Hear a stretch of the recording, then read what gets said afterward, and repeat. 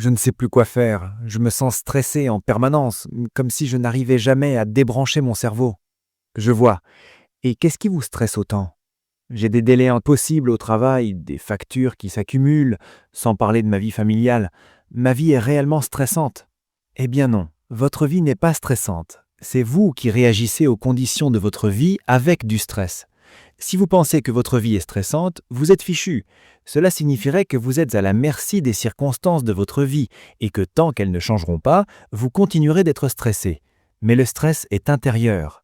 Rien ni personne ne vous stresse.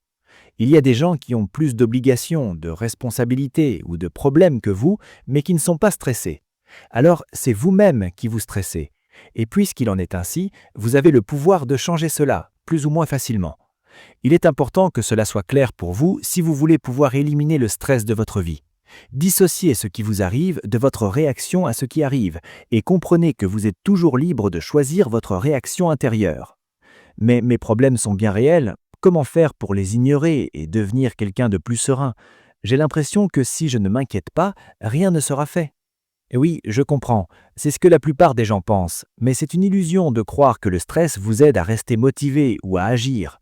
Au contraire, la souffrance émotionnelle obscurcit votre jugement, vole votre énergie vitale et vous rend même malade.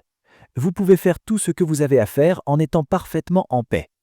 Je suis d'accord avec vous en théorie, mais c'est si difficile à appliquer. J'ai l'impression que je dois garder le contrôle pour que tout ne s'effondre pas.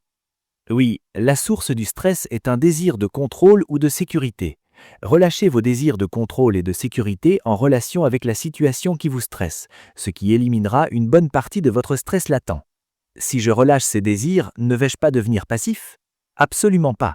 Relâcher votre désir de sécurité ne signifie pas que vous renoncez à la sécurité matérielle, ni que vous serez moins en sécurité. En fait, c'est même le contraire. Un désir n'est qu'une énergie mentale et émotionnelle que vous pouvez ressentir en vous. Ce n'est qu'une forme de souffrance. Ce qui compte, c'est votre intention d'être en sécurité. Une intention claire est plus que suffisante pour atteindre vos objectifs. Vous pouvez prendre des décisions et mener des actions à partir de votre intention d'assurer votre sécurité matérielle, sans vous accrocher à ce désir, qui ne fait que vous empêcher d'être en paix en créant de la tension, du stress et de la frustration. D'accord, je veux bien essayer de relâcher mon désir de contrôle et de sécurité. Comment faire?